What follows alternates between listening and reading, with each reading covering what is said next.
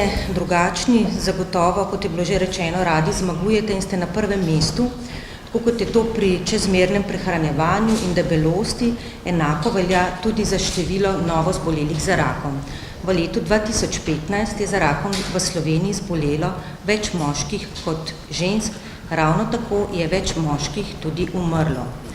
Zagotovo je zaskrbljujoč podatek, da med moškimi, ki so bili rojeni v letu 2015, vsak drugi moški lahko pričakuje, da bo tekom svojega življenja do 75. leta starosti zbolel za rakom.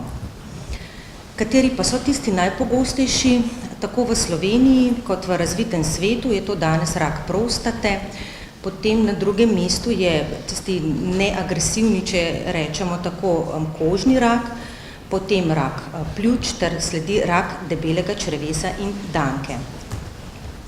Glede na incidenco, če pogledamo, kako se je število novo zbolelih spreminjalo v zadnjem desetletju, je največji porast prav tako pri raku prostate in pa pri kožnih rakih.